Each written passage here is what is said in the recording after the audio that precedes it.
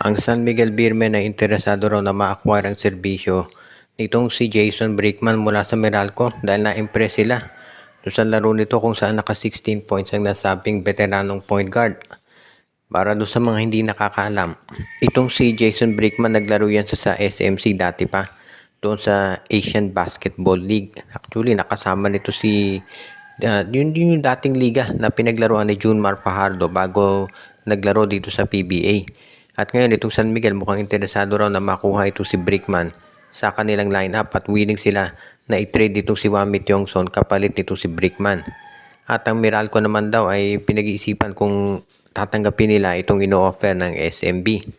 Sa ngayon kasi itong San Miguel, no, kahit na veterano to si Brickman, willing sila na mag-take ng chance dyan dahil proven na player na ito.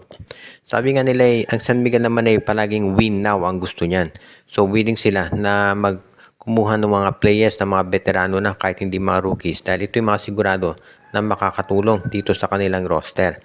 At yan ang dahilan kung bakit ito si Brickman ang gustong ma-acquire ng San Miguel Beermen.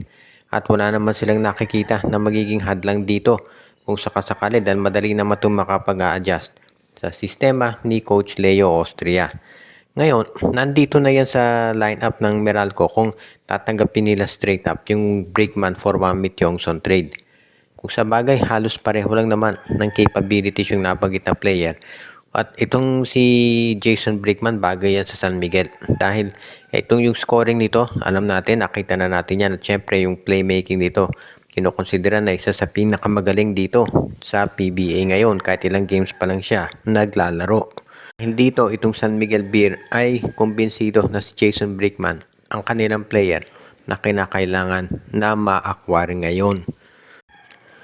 Ang Phoenix Fuel Masters daw ay nakikipag-usap dito sa NLEX Soul Warriors dahil interesado raw ang Phoenix na ma-acquire si Brandon Ramirez at Enoch Valdez mula dito sa lineup ni Coach Jong Wichiko. Itong si Valdez at si Ramirez ay dalawa doon sa pinaka-inaasahang players nitong NLEX Soul Warriors at gusto itong makuha ng Phoenix para maging mas malalim yung bench nila.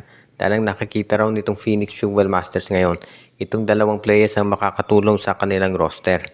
Kung sa bagay, hindi naman ako magtataka dyan, no? Dahil itong si Enoch Valdez at itong si Brandon Ramirez, talaga namang magagaling na mga players yan. At sigurado na magiging maganda ang contribution nila dito sa roster.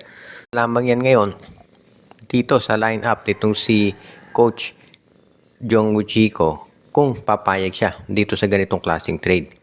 Kung hindi naman, kailangan humanap si Charles Chu ng ibang player na pwede nilang pagkunan. Kaya nga mukhang yan ang mangyayari ngayon dito sa lineup nitong Phoenix. Baka mag-trade sila sa NLEX. Ang mag-uusapan na lang dyan, sinong ipapalit kay Ramirez at dito kay Enoch Valdez.